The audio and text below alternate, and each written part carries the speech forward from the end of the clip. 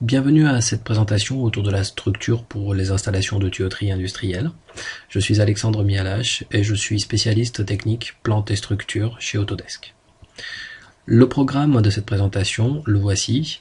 Nous allons tout d'abord faire un rapide tour de la gamme Autodesk autour de l'industrie plante et ensuite nous rentrerons plus en détail sur certains workflows structures les plus conseillés, notamment comprenant la conception initiale, les calculs de base, le calcul normatif ainsi que les documents d'exécution. Débutons par une présentation rapide de la gamme Autodesk en matière de tuyauterie industrielle et commençons donc par les Plant Design Suite 2013 avec leurs trois versions, Standard, Premium et Ultimate, qui sont donc des suites logicielles qui vous permettront d'aller de la conception initiale, de l'étude d'avant-projet, jusqu'à des études d'exécution avec les versions Premium et Ultimate, avec les différents logiciels qui sont cités ici dans cette liste, et vous voyez les logiciels sur lesquels on fera particulièrement attention durant ces présentations qui sont soulignés en bleu. Sur cette image, vous pouvez voir donc ici que nous nous concentrerons sur la conception 3D et la documentation, avec un outil comme AutoCAD Plant 3D, qui est la pierre angulaire de l'offre Plant Autodesk. Et nous allons voir ce logiciel accompagné bien sûr d'outils qui vont permettre la conception et la fabrication de structures comme Revit Structure ou AutoCAD Structural Detailing.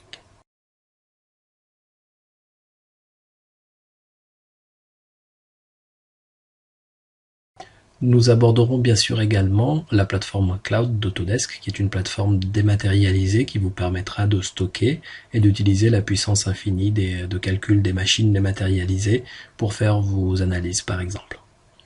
L'autre outil d'analyse, donc qui cette fois sera présent sur votre bureau, est Autodesk Robot Structural Analysis, qui va vous permettre également de faire du calcul normatif, du calcul élément fini et des choses beaucoup plus poussées en termes de calcul comme la sismique, la dynamique. Nous allons ici nous intéresser à un workflow en particulier qui nous mènera de la conception à l'exécution. Tout d'abord avec AutoCAD Plant 3D pour la conception de charpente métallique. Nous irons aussi faire de la conception de charpente béton armé dans Revit Structure que nous calculerons avec Robot Structural Analysis et dont nous sortirons les documents d'exécution avec AutoCAD Structural Detailing. Ensuite, nous rapatrions ces différents modèles vers Plant 3D pour boucler la boucle. La conception initiale de la partie structure sera réalisée via le logiciel AutoCAD Plant 3D qui nous permettra donc de concevoir des barres et des grilles d'axes pour l'export pour les outils de calcul, ainsi que des objets tels que des escaliers et des pattelages. Des ajustements de principe, des ajustements géométriques pour le calcul, car c'est un travail de préparation qui nécessite un petit peu d'attention. Et nous verrons également des nomenclatures estimatives initiales dans Plant 3D au niveau du poids de la charpente métallique. Passons à présent au logiciel, directement donc pour voir de quelle manière on va pouvoir faire de la modélisation initiale.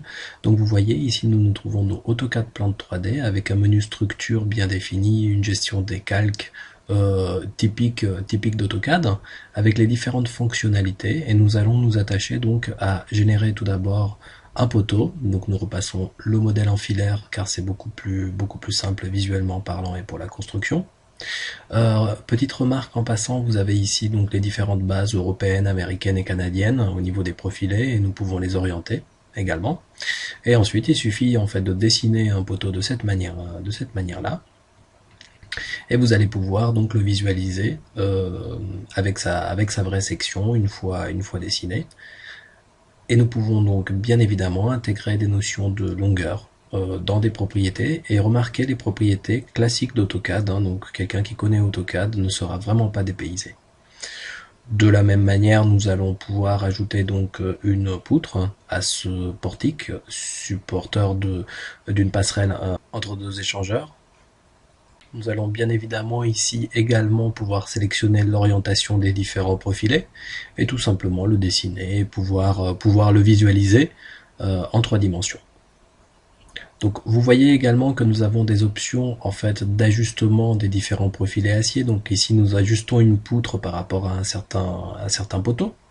Donc ce sont des conceptions initiales que nous réalisons ici. Elles ne seront pas envoyées au programme de calcul. C'est vraiment pour de la visualisation et pour pouvoir donc tenir compte de l'encombrement visuellement parlant, en quelque sorte faire de la détection de collisions visuelles. Ici nous allons donc bien évidemment ajuster également en hauteur par rapport à leur aile supérieure les différentes poutres, et nous attacherons également à placer donc des garde-corps. Donc vous avez ici également des objets métiers, donc comme les garde-corps que nous pouvons visualiser, qui se placent sur les différents profilés de cette manière-là. Et nous allons également nous attacher à présenter donc soit des plattelages, soit des caillebotis que nous pouvons intégrer via cette fonctionnalité.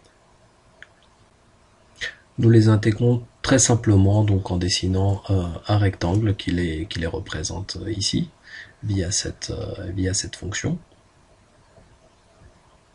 Voilà, en cliquant deux sommets de la surface sur laquelle on désire avoir un caillebotis, et vous voyez donc ces éléments qui s'affichent en 3D également. Nous pouvons également créer des escaliers qui sont complètement paramétrables au niveau des contre-marches, au niveau des pas de l'escalier. Donc nous allons utiliser cette petite ligne verte en fait, et nous allons créer l'escalier de cette manière-là. On peut également le visualiser en 3D. Et puis la dernière étape va être bien sûr de lui ajouter des garde-corps. Donc sur ces profilés porteurs. Et bien sûr de visualiser tout cela en 3D. Donc il s'agit de charpentes sommaires que nous pouvons créer ici dans l'outil Plante 3D, mais cela va nous servir bien évidemment pour avoir les différents encombrements. L'idée de la présentation pour la suite est assez simple. Nous allons vouloir faire un prédimensionnement de cette quantité de charpente métallique que nous avons ici dans ce projet plante. Et donc je rentre dans le paramétrage de ce projet plante, et nous pouvons voir ici que nous avons créé deux propriétés, donc poids linéaire et poids total, sur la partie charpente métallique. Et donc via le tableur, donc le gestionnaire de données, via le tableur intégré à plante, nous voyons que ces différentes propriétés concernant le poids se répercutent. Nous allons à présent exporter donc ces différentes données vers un tableur de type Excel, donc via un fichier XLS classique ou XLSX. Et nous allons donc voir dans ce tableau où nous avons fait un petit peu de préparation au niveau du poids des différents profilés. Nous sommes allés chercher dans le catalogue le poids de l'IPE 80, de l'IPE 200, etc. Nous allons remplir donc ce tableau Excel. C'est au niveau des poids linéaires que nous donnent les différents catalogues. Et donc nous allons pouvoir calculer, en ayant donc la propriété qui est bien sûr existante dans plante de longueur des différents profilés, nous allons pouvoir calculer le poids total, donc d'une part par profilé, et également le poids global en fait de la structure.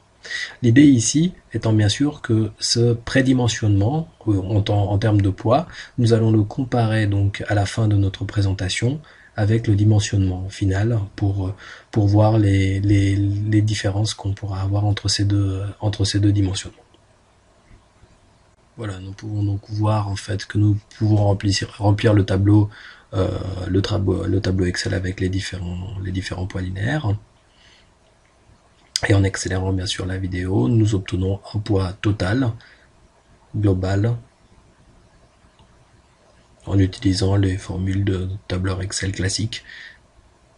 Donc pas besoin d'outils très complexes pour pouvoir faire et calculer des propriétés dans plante.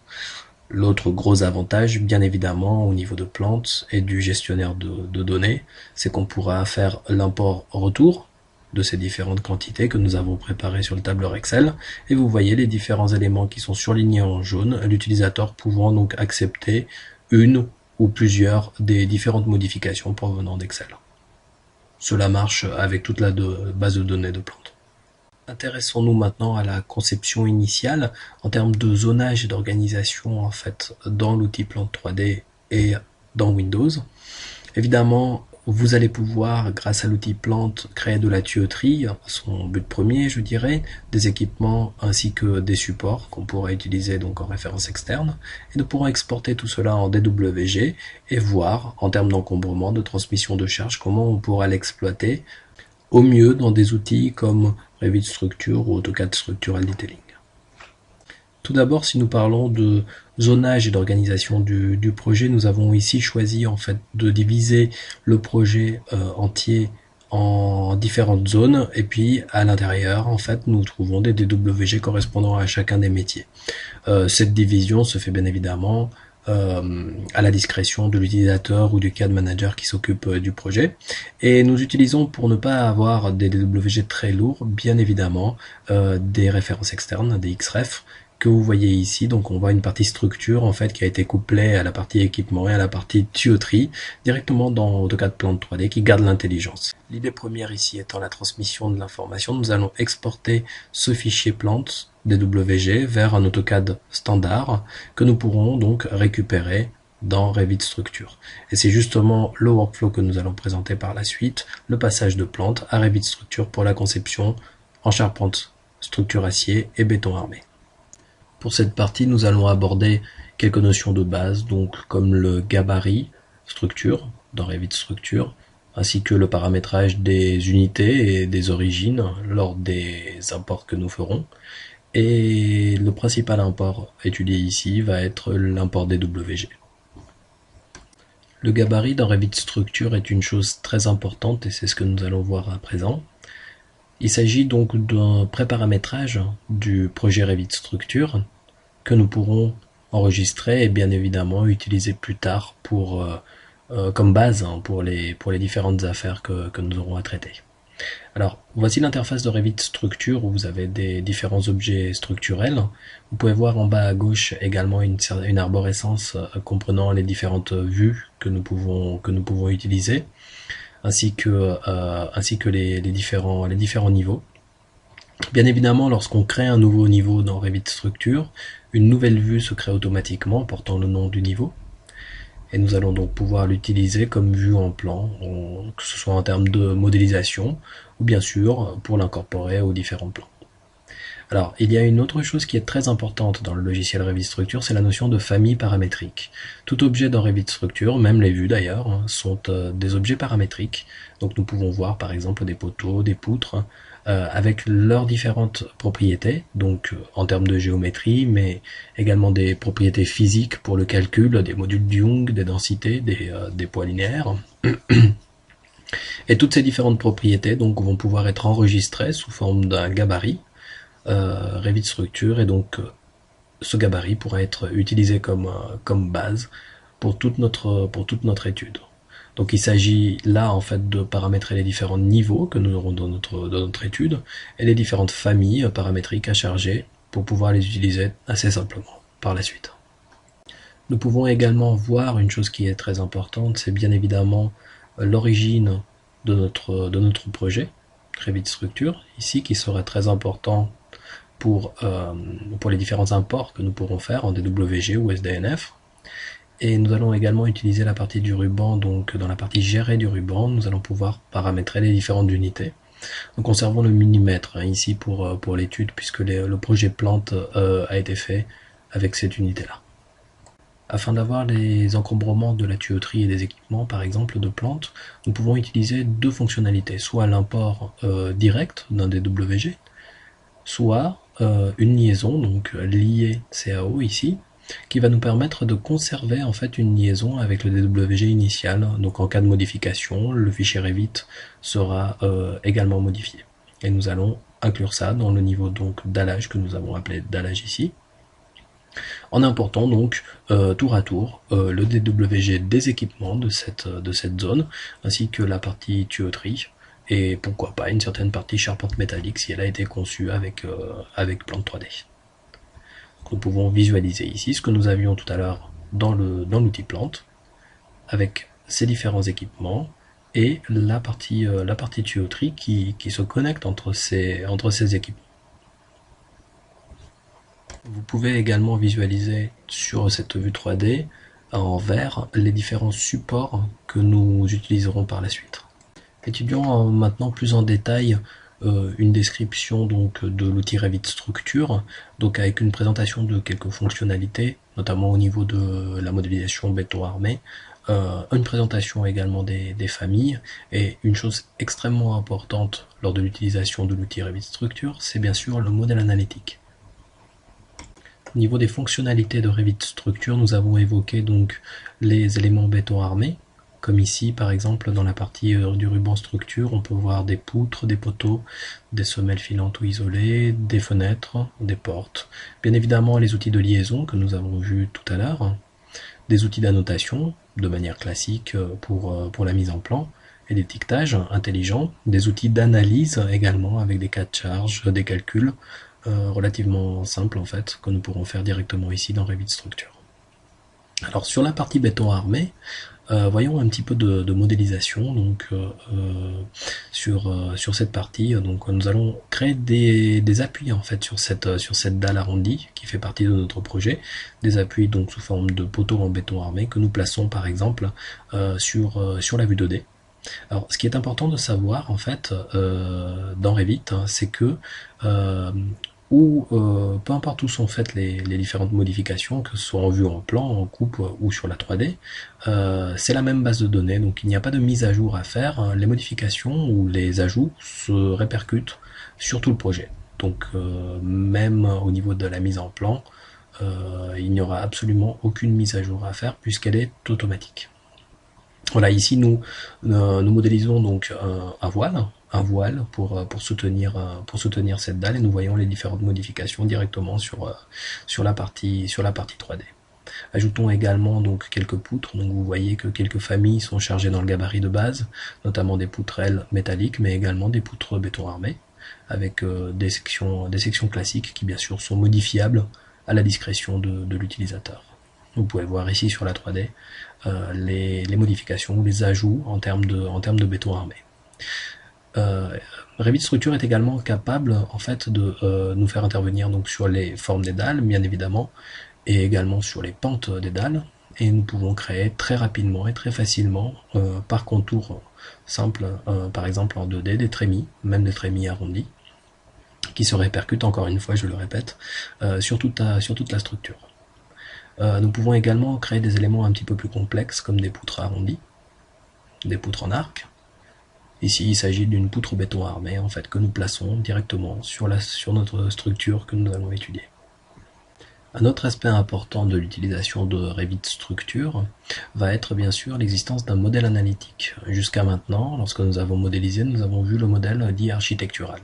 Eh bien, il y a dans Revit Structure également, donc comme nous le voyons ici à l'affichage, en couleur, un modèle analytique qui est complètement dissociable au gré de l'utilisateur en fait du modèle architectural, et ce modèle analytique c'est ce qui nous servira en fait c'est ce qui nous servira au calcul de cette structure.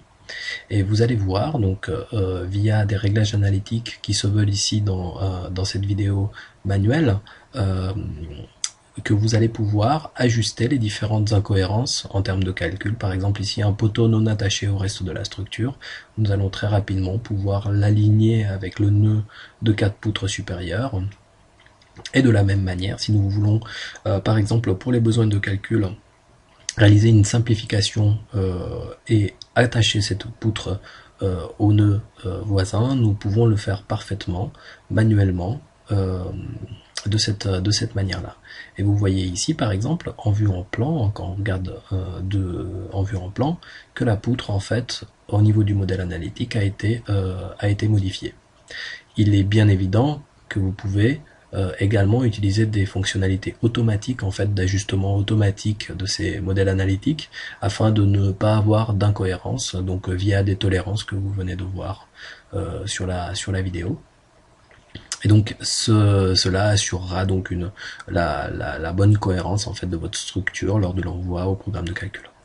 Les extensions de Revit qui sont un add-on pour donc les utilisateurs qui sont sous souscription Autodesk vont nous permettre de réaliser donc via un import SDNF où les familles, les profilés métalliques sont automatiquement chargés, vont nous permettre de réaliser un import donc de la charpente conçue dans Plante, ainsi que de modéliser donc la charpente enveloppe de toute l'installation industrielle. La particularité de l'import SDNF est une reconnaissance des sections et des matériaux, et lorsque ceux-ci ne sont pas reconnus, nous pouvons modifier le mappage par rapport au catalogue de Revit Structure en termes de sections et de matériaux. Les extensions Revit sont toute une palette d'outils donc disponibles pour les clients sous souscription, et vous pouvez donc les trouver ici dans les différents modules additionnels de Revit Structure. Donc vous voyez ici donc des modules de modélisation, donc de modélisation via Excel également, un petit peu de calcul statique que vous pouvez faire grâce au modèle analytique de Revit Structure. Des options d'import-export, donc en SDNF et en format A6. Également des modules pour pouvoir réaliser des armatures, communiquer avec AutoCAD Structural Detailing en charpente métallique et en béton armé. Et également donc des outils autres de repérage d'éléments automatiques ou de ponts. Intéressons-nous tout d'abord donc à la réalisation de l'enveloppe, de la charpente enveloppe de notre installation industrielle ici via ce module, cette extension, où nous avons préparamétré donc certaines propriétés que nous pouvons aller donc soit sauvegarder, soit ouvrir, car elles ont été sauvegardées auparavant. Vous avez accès à un catalogue complet de profilés métalliques, donc les logiciels Autodesk sont très internationaux, donc nous avons des normes de tous les pays. Et vous pouvez donc visualiser en 3D ce que vous faites et les modifications que vous apportez à ce type de charpente qui est somme toute un hangar classique, où on va pouvoir aller paramétrer les différents points d'insertion ainsi que la rotation, les différents profilés et les dimensions donc des portiques qui vont être générés dans Revit Structure. On peut également y ajouter éventuellement donc des poutres treillis qui peuvent être laborieuses à faire à la main, élément par élément. Bien évidemment des planchers industriels, et toute la partie acrotère et au vent. Vous pouvez gérer tout ce qui est panne également avec ça, donc vous voyez les conditions géométriques d'écartement des pannes par exemple, ainsi que leurs sections, et bien sûr la dernière pièce de la modélisation, à savoir le contreventement. Nous avons ici par exemple choisi du contreventement horizontal et vertical en croix de Saint-André. Mais vous avez d'autres motifs également, et vous pouvez également choisir les sections. Vous avez quelques exemples de pignons que vous pouvez ajouter à votre structure. Et une fois tout cela paramétré, et bien sûr éventuellement sauvegardé pour une utilisation ultérieure, vous pouvez générer donc via ce module toute votre charpente qui entoure notre partie d'installation industrielle ici. Alors une fois cette génération réglée, vous voyez ici donc une vue en plan de notre charpente, de tout notre projet, pardon. Et vous voyez donc cette charpente métallique que nous avons créée via le module des extensions, qui vient se positionner donc au bon endroit au niveau de notre installation industrielle. Alors vous remarquez bien évidemment que nous n'avons pas pour l'instant d'assemblage, il s'agit de charpente de principe via cet outil. Nous souhaitons à présent ajouter à tout cela la charpente, donc notamment la passerelle interéchangeur que nous avions conçue dans Plante, ainsi que la partie charpente turquoise que vous voyez ici à l'écran, que nous allons essayer d'exporter donc au format SDNF dans Revit Structure pour une étude un petit peu plus poussée que la simple conception que nous avions fait en avant-projet dans l'outil Plante. Alors pour cela, nous allons utiliser donc cet export SDNF qui est présent dans AutoCAD Plante 3D, en choisissant tout d'abord bien évidemment un nom de fichier, et puis les renseignements relatifs à ce fichier, et ensuite en sélectionnant les différents objets que nous allons vouloir exporter via la commande que vous voyez ici en bas, sélectionner les objets. Voilà, ce qui nous intéresse ici, ce sont donc les supports et les profilés à proprement dit des passerelles interéchangeurs. Et une fois de retour dans Revit Structure, nous allons utiliser donc encore un add-on de ces extensions Revit, qui est l'import SDNF, où nous allons pouvoir pointer en fait vers le fichier généré par plante au format SDNF. Il suffit ensuite de paramétrer les différents paquets, puisque tel est construit un fichier SDNF. Donc ce qui nous intéressera ici, ce sont principalement les barres. Et donc nous allons voir que cet import non seulement fonctionnera, mais en plus nous demandera si les sections par exemple ne sont pas reconnues, puisque elles ne sont pas forcément nommées de manière identique dans Plant et dans Revit. Il nous demandera donc d'accéder au catalogue et de sélectionner les différentes sections et les différents matériaux dont nous avons besoin pour travailler tranquillement ici en termes de structure.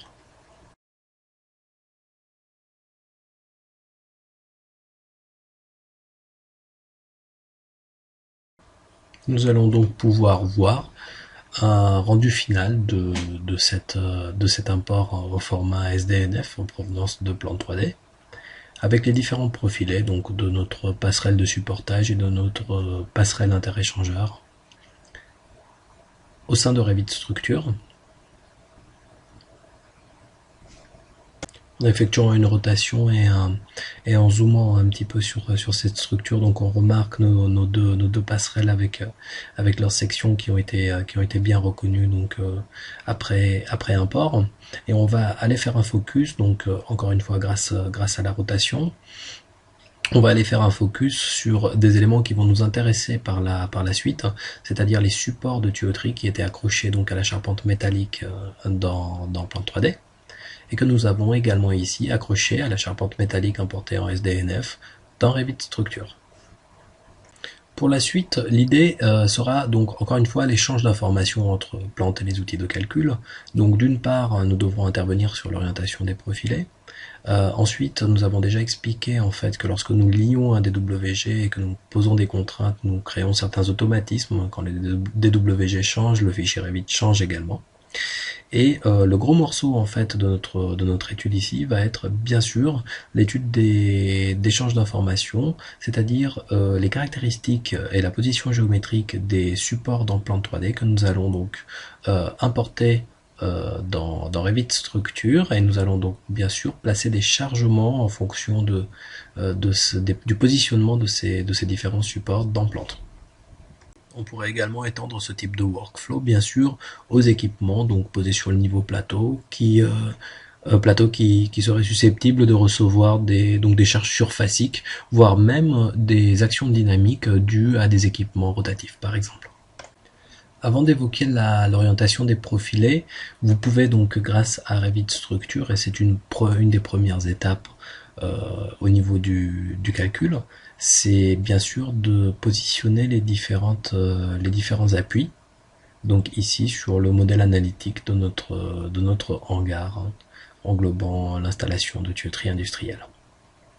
Donc il suffit donc de choisir les conditions limites. On peut bien sûr encastrer, articuler ou intervenir à la main sur les différents degrés de liberté des pieds de poteau par exemple, qui constituent les appuis de cette structure. Et une fois ce travail réalisé, on peut bien évidemment donc ici nous désactivons les imports au niveau des équipements et sélectionnons les différents poteaux de notre plateau de supportage qui a été importé en SDNF, et nous les réorientons via un raccourci très simple, la touche espace au clavier.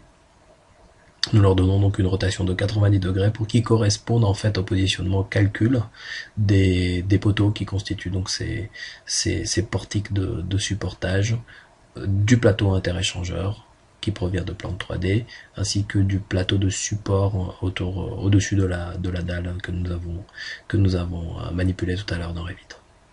Intéressons-nous à présent aux différents supports et à l'échange d'informations notamment au niveau géométrique, que nous allons pouvoir avoir entre Plant et Revit Structure ici.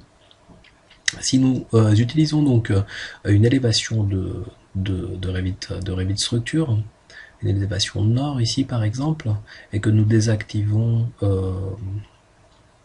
de l'affichage certains éléments gênant les supports, nous pouvons les visualiser, donc ici en vert, nous les avions vus tout à l'heure en 3D.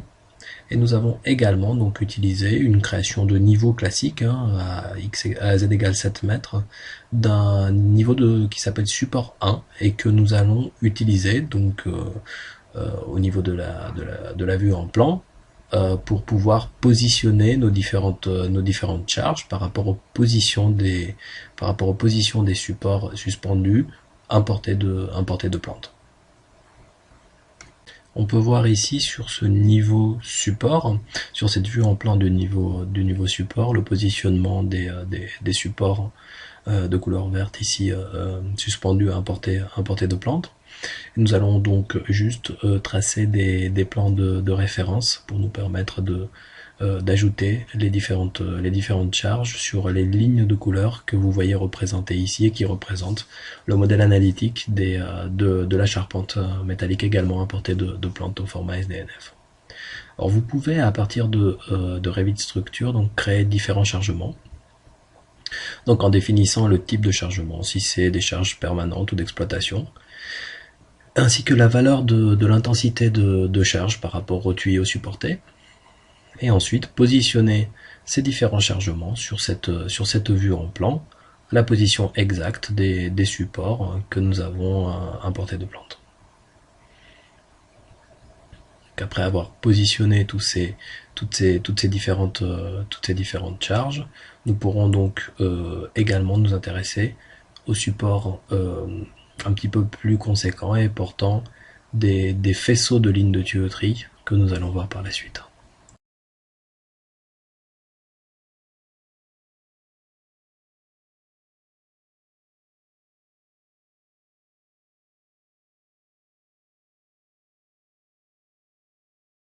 Sur la vue en plan de niveau support 2, qui est notre niveau de supportage des supports plus conséquents portant tout un faisceau de tuyauterie, nous allons donc pouvoir créer de la même manière des chargements ponctuels au niveau exact des différentes poutres métalliques qui vont porter ces différentes parties de tuyauterie, en gérant comme d'habitude le positionnement géométrique, le type de charge, si c'est une charge permanente ou d'exploitation par exemple, ainsi que l'intensité, calculée à partir du poids des parties de tuyauterie représentées. Passons à présent à une vue 3D qui nous permet donc de visualiser les différentes charges que nous venons d'ajouter au modèle de Revit Structure.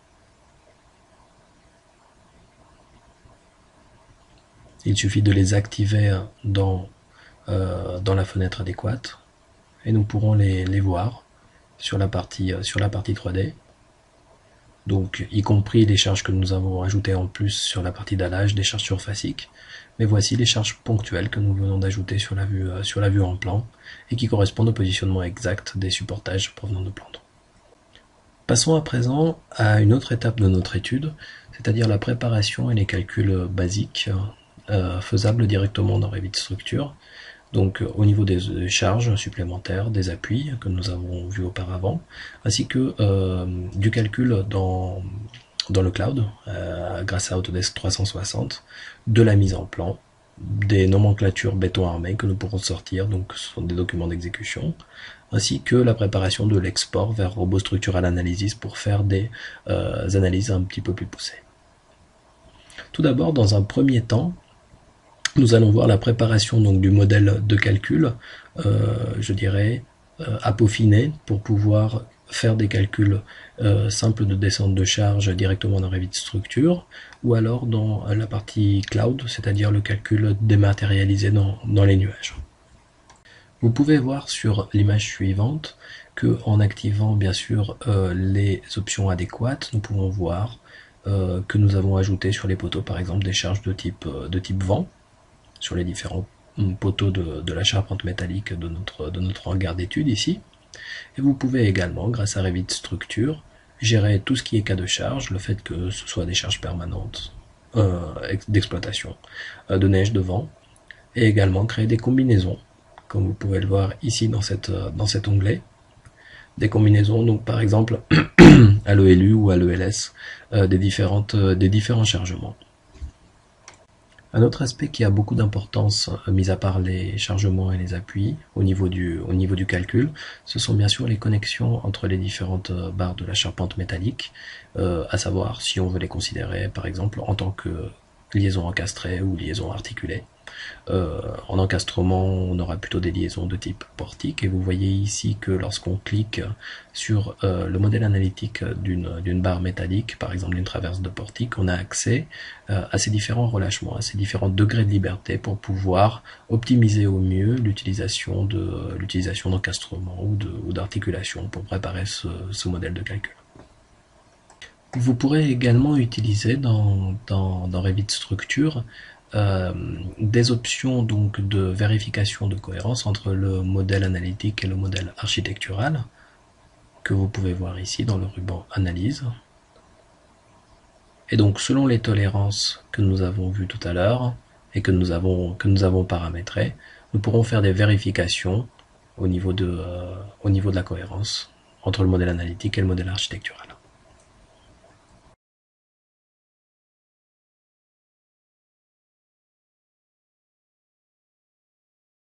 Revit Structure vous offre également la possibilité donc de faire du calcul simple de type descente de charge. Donc c'est un calcul accessible à tout le monde, ne serait-ce que pour vérifier la note de calcul d'un sous-traitant par exemple, via encore une fois les extensions de Revit.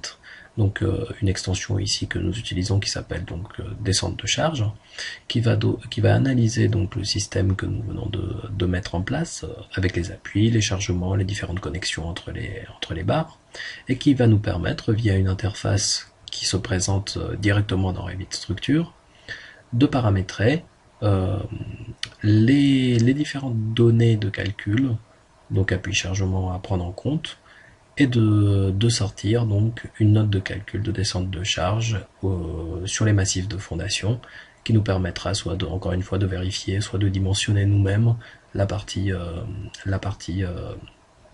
massif de fondation. Il y a, comme d'habitude dans le logiciel, lorsque certaines sections, certaines données de calcul ne sont pas reconnues, la possibilité de mapper et d'aller chercher les différents catalogues existants. Donc par exemple ici le catalogue OTUA pour les sections acier, qui nous permettra donc de sortir un calcul. Voici l'interface dont je vous parlais tout à l'heure, qui nous permettra donc de sortir un calcul sommaire sur la partie descente de charge. Via ce petit visualiseur en fait qui est inclus dans les extensions, nous pouvons donc non seulement tourner autour de la structure, mais sélectionner les éléments qu'on souhaite afficher, appliquer certains filtres graphiques, utiliser les différents appuis, à la limite retravailler les différents appuis existants de Revit, les différentes combinaisons que nous avions rentrées tout à l'heure, et on va pouvoir donc euh, fournir une note de calcul. Là, vous allez pouvoir voir, dès qu'on appuie sur le bouton calculer, il va donc calculer la descente de charge, en prenant en compte bien sûr les charges verticales principalement, c'est le but d'une descente de charge. Et si on zoome sur la partie dallage, nous pouvons voir de quelle manière cheminent les différentes charges sur notre dalle béton armé ainsi que sur nos caillebotis provenant de plantes. Ensuite, il va nous fournir, bien sûr, une descente de charge sur les massifs, avec les massifs les plus sollicités, ce qui nous permettra de transmettre ça à la partie génie civil, ou alors de vérifier une note de calcul existante. Voici à présent la descente de charge linéaire sur les différentes barres de type poutre, et nous pouvons afficher une descente de charge beaucoup plus ponctuelle, notamment principalement sur les massifs que nous isolons ici à l'image et que nous pouvons visualiser avec leurs différentes intensités et positions. Voici maintenant la partie note de calcul qui peut être générée, que nous avions déjà évoqué auparavant, qui peut être générée donc par l'outil extension descente de charge de Revit Structure, et que nous pouvons bien évidemment exporter vers un tableur ouvert Word par exemple.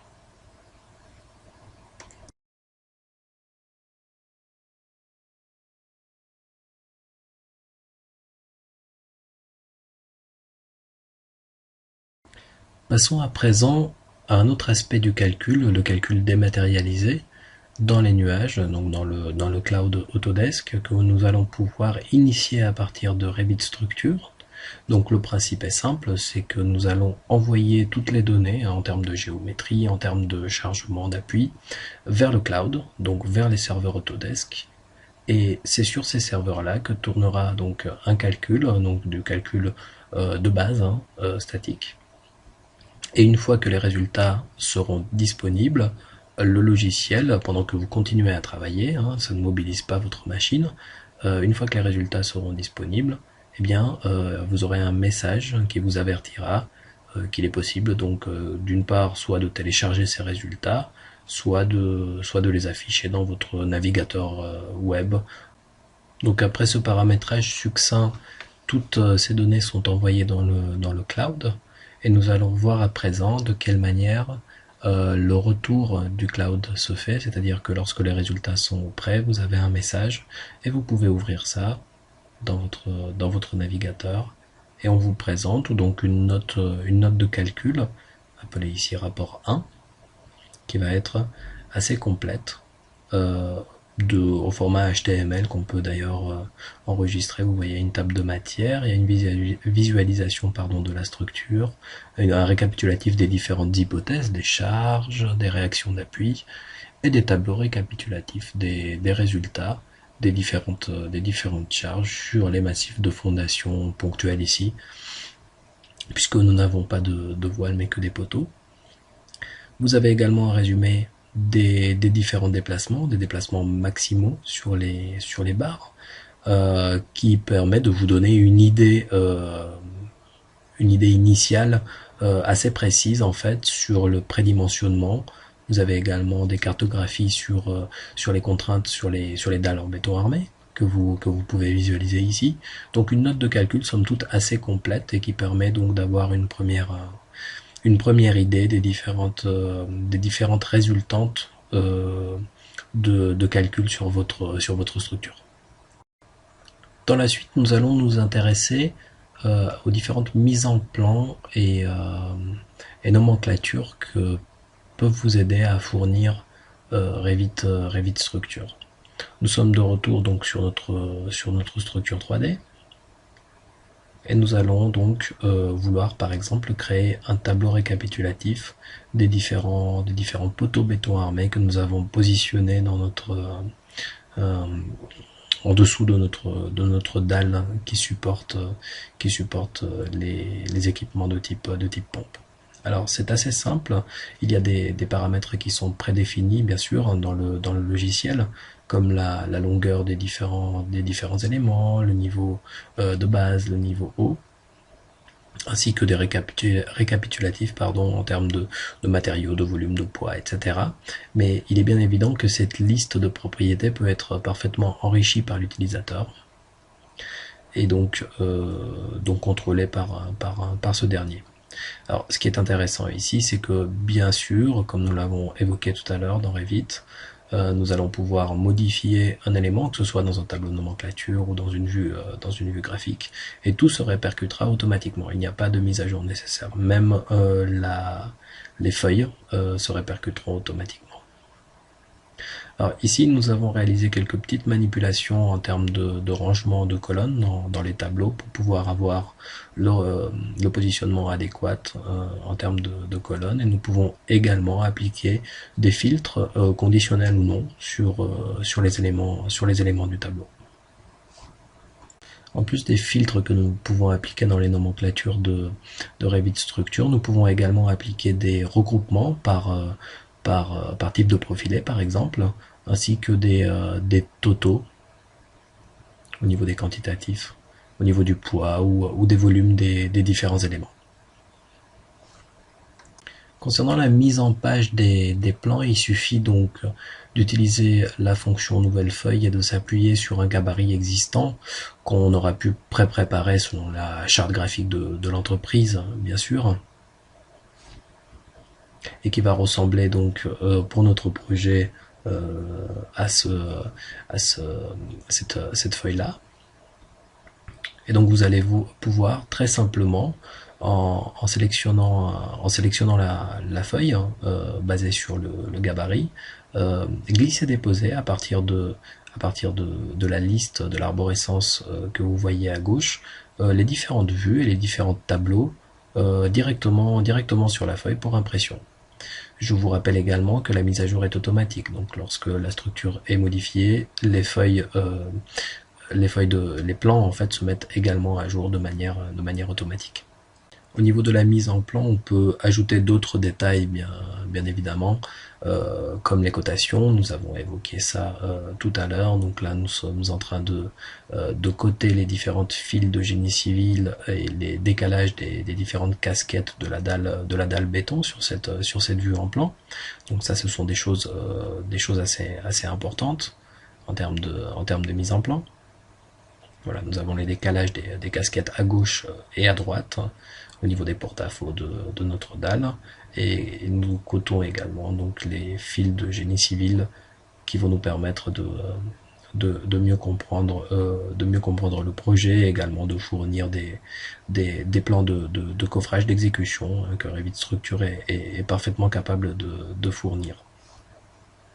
Pour que la mise en plan corresponde à notre charte graphique, ou en tout cas la charte graphique souhaitée par l'utilisateur ou par le CAD Manager, le BIM Manager, nous allons pouvoir donc intégrer donc des filtres sur ces différentes vues, nous permettront de raffiner un petit peu la nature des éléments qu'on voit, et bien sûr de changer la couleur ainsi que la transparence de certains objets à souhait.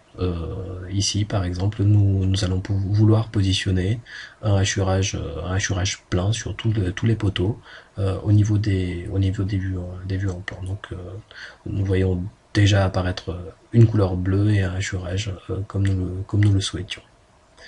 L'autre partie importante au niveau de la mise en plan, bien sûr, c'est l'étiquetage qui est parfaitement intelligent. Vous voyez que nous avons placé des étiquettes ici sur la partie poutraison et poteau au niveau de notre dalle qui supporte les pompes provenant de plantes. Et ces étiquettes sont bien sûr intelligentes. Lorsque l'objet est modifié, les étiquettes se voient elles aussi également modifiées. Une autre illustration de la puissance de Revit Structure, ce sont les différents composants qui sont des familles paramétriques. Nous donnons ici l'exemple d'une trémie que nous positionnons. Donc ce sont des familles utilisateurs qui ont été préparées et qui sont complètement paramétriques, c'est-à-dire qu'elles ont pas des paramètres géométriques, mais également des paramètres de profondeur au niveau de la dalle, et un pochage intégré comme vous avez pu le voir sur la vue 2D en plan, et comme vous le voyez ici à droite. Bien sûr, toute modification, comme d'habitude, se répercute directement sur toutes les vues du projet, puisqu'il s'agit de la même base de données. On peut utiliser des poignées ou tout simplement des coordonnées pour pouvoir positionner au mieux la trémie selon ses besoins. Voyons à présent la partie calcul de Robot Structural Analysis, qui est un logiciel qui n'est pas inclus dans les suites plantes, mais qui est également disponible dans l'offre Autodesk, et qui va permettre donc de faire du calcul de structure et du dimensionnement normatif, multimatériaux, ainsi que des analyses dynamiques, par exemple de l'analyse sismique, comme on peut avoir sur certains projets. Et là aussi, on est dans un domaine normatif. Et également, au niveau des barres et des assemblages, nous pouvons utiliser des codes européens comme l'Eurocode 3 ou des codes américains comme l'ACI, ainsi que le calcul des armatures de béton armé, là aussi avec des codes internationaux. Encore une fois, pour l'opération d'envoi de Revit Structure vers Robot Structural Analysis, nous allons utiliser les extensions de Revit qui se trouvent ici dans Analyse, et nous allons envoyer donc notre structure vers Robot Structural Analysis.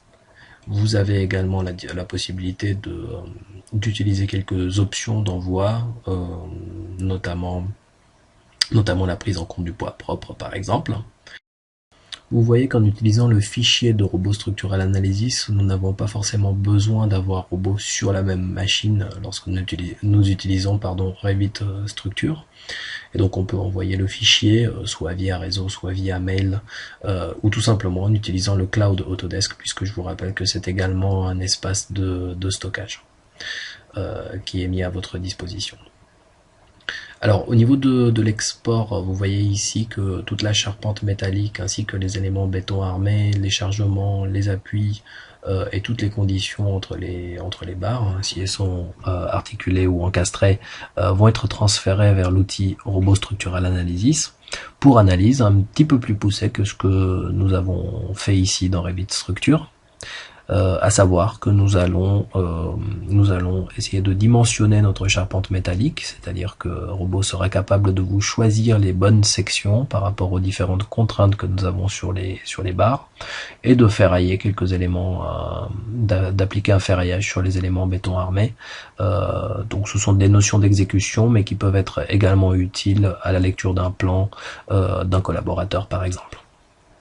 Voici la structure dans Robot Structural Analysis qui a été importée bien sûr avec succès ici.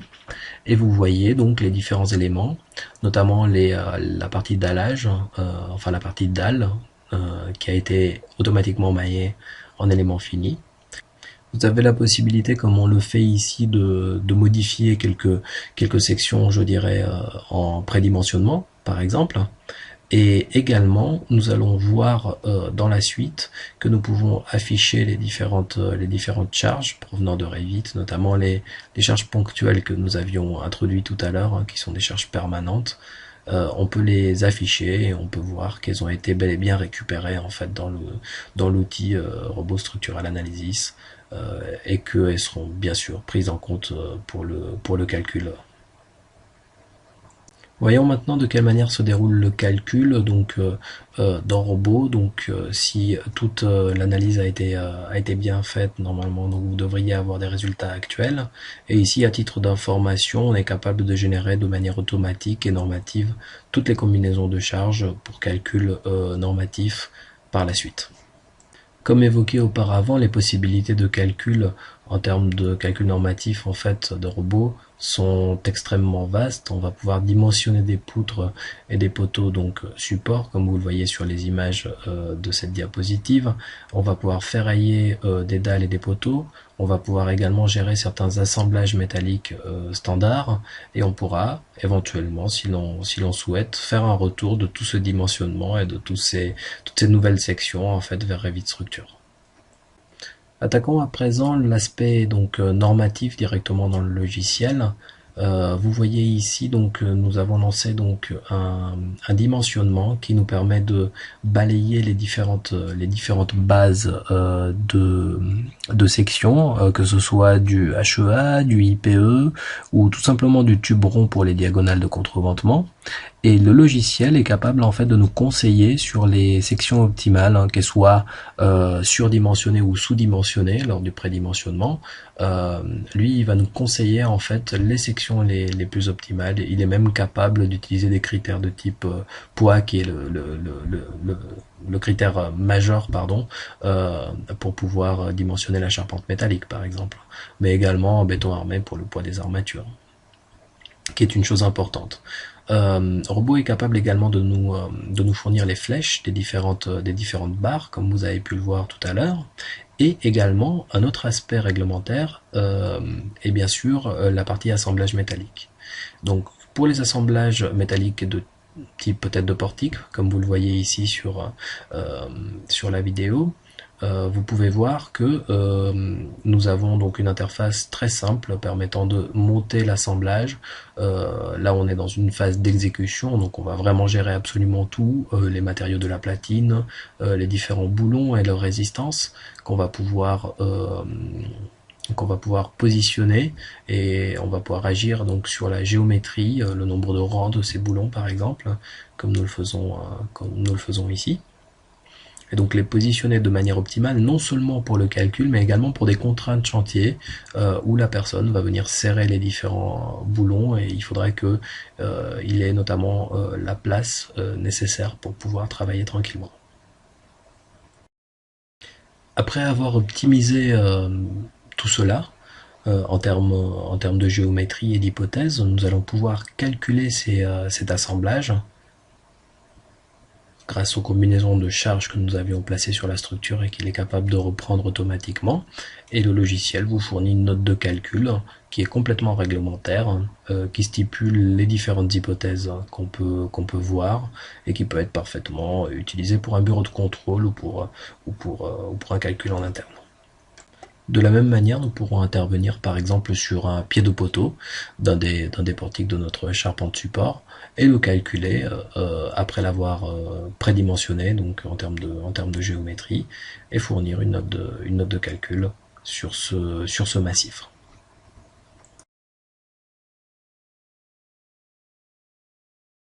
Voici maintenant la partie normative concernant le béton armé, notamment avec un premier exemple de calcul de dalle, donc la fameuse dalle arrondie en fait que nous avions dans Revit Structure. Eh bien, nous pouvons calculer son ferraillage théorique et nous allons pouvoir l'afficher sous forme de cartographie, c'est-à-dire une densité de barres dans les deux sens qu'on va pouvoir visualiser sur notre structure en l'isolant, puisque c'est beaucoup plus simple de voir les choses comme ça. Donc là, ça va présenter en fait la quantité d'acier par mètre linéaire qu'il faudra mettre dans cette partie de dalle pour pouvoir l'armer correctement et qu'elle soutienne les pompes que nous avons placées, que nos concepteurs ont placées dans la partie plante 3D. Maintenant que l'on a pu voir la partie armature d'un élément de type dalle en béton armé, regardons de plus près des éléments de type barre par exemple. Donc sélectionnons sur notre structure un poteau et une poutre en béton armé. Nous pouvons maintenant l'envoyer vers les modules internes de Robot Structural Analysis pour créer du ferraillage réel béton armé via ces différents modules. Donc ici sont reconnus bien évidemment les charges et les appuis, puisque on va avoir à faire des combinaisons automatiques différentes avec le règlement béton armé qui est différent de celui de l'acier. Et nous avons ici donc notre poteau. Une fois les armatures générées, vous avez une petite coupe en fait du coffrage du poteau béton armé à ce niveau-là. Et nous pouvons également voir la poutre que nous avions sélectionnée et dans laquelle nous pouvons également placer de manière réglementaire les différentes armatures. Ici, nous avons également fait le choix de modifier sa section, puisque lors d'un premier calcul, nous n'arrivions pas à la ferrailler, elle ne passait pas, elle était un petit peu trop juste. Donc voici les armatures selon l'Eurocode 2 en béton armé. L'avant-dernière étape de notre présentation constitue donc l'envoi de la structure de Robot Structural Analysis vers AutoCAD Structural Detailing, décrit dans notre workflow comme étant donc l'outil qui nous permet de sortir des documents d'exécution, donc que ce soit des plans avec des groupes de fabrication ou des nomenclatures en charpente métallique. Et dans un deuxième temps, nous comparons cette nomenclature et notamment les données de type poids avec le prédimensionnement initial que nous avions réalisé dans le logiciel AutoCAD Plante 3D au début de la présentation. Donc pour commencer, voici l'import de Robot Structural Analysis vers AutoCAD Structural Detailing, donc qui est un module sur une plateforme connue, un petit peu comme Plante 3D, à savoir que tout se passe sur AutoCAD. Donc voici la structure et voici l'import direct qui existe entre AutoCAD Structural Detailing et Robot Structural Analysis.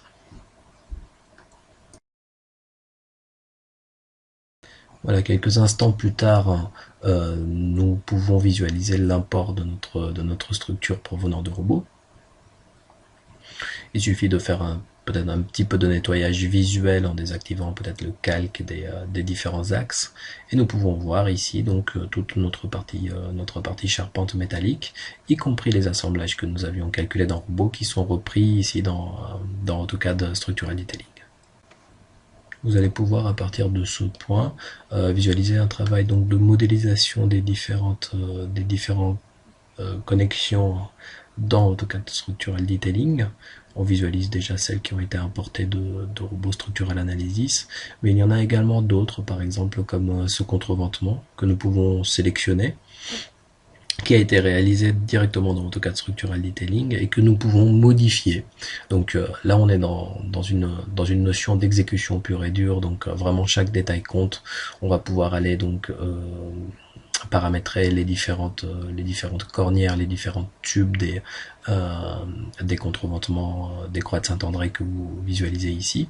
Et une fois tout ce paramétrage réalisé, on pourra l'enregistrer et le réutiliser par la suite. Nous avons par exemple ici renforcé la potence supportant une partie de la tuyauterie que nous avons vu tout à l'heure dans Revit Structure. Et cet assemblage, donc platine comprise, boulon, ainsi que la partie renfort dans le coin, hein, le jarret, sont parfaitement gérables dans AutoCAD Structural Detailing. Au niveau de la mise en plan, ce dernier va nous permettre de faire deux choses principales. Tout d'abord, une mise en plan globale avec un repérage des éléments très précis pour envoi sur chantier ou alors pour assemblage de certaines parties de la structure en atelier. Et également, vous allez pouvoir visualiser des mises en plan beaucoup plus précises avec des détails au niveau des soudures, des détails au niveau des boulonnages, ainsi que des récapitulatifs, des nomenclatures récapitulatifs, comme vous pouvez le voir sur la nouvelle image qui s'affiche ici, d'un des portiques support avec son contreventement conçu et réalisé donc avec la partie fabrication avec AutoCAD Structural Detailing. Comme promis, en tant qu'exemple d'application concrète, voici en fait dans un tableur de type Excel l'export d'AutoCAD Structural Detailing et de ses quantitatifs. Vous pouvez voir ici un certain poids sur la partie structure support d'AutoCAD Structural Detailing, et tout simplement ce poids-là, on va le comparer en fait avec le poids que vous voyez ici apparaître en jaune sur cette ligne, qui était le prédimensionnement de plante initiale. Et vous voyez la différence entre le total de la structure en prédimensionnement et en dimensionnement final. Afin de boucler la boucle, intéressons-nous au retour d'AutoCAD Structural Detailing et de Revit Structure vers Plante 3D qui était notre outil de conception initial. Alors au niveau de l'import AutoCAD Plante 3D, bien sûr on va pouvoir avoir une visualisation globale, on ne pourra plus intervenir sur les éléments, mais on aura les gabarits en fait des imports de la charpente d'AutoCAD Structural Detailing qui a été finalisée et de Revit Structure pour la partie béton armé par exemple. Et également nous pourrons générer des plans orthographiques à partir de Plante 3D qui tiendront compte de ces modifications apportées dans Revit Structure et dans AutoCAD Structural Detailing. La meilleure manière de le voir, c'est tout simplement en ayant préparé donc des plans qui proviennent l'un de AutoCAD Structural Detailing et celui que vous voyez sous les yeux maintenant avec la fameuse dalle arrondie en fait qui provient de Revit Structure. Donc il suffira de les charger tout simplement en fait dans un DWG de votre projet et vous pouvez visualiser donc en couleur violette la partie Revit Structure et bien sûr toute la partie charpente métallique englobant notre installation de tuyauterie industrielle qui elle provient d'AutoCAD Structural Detailing.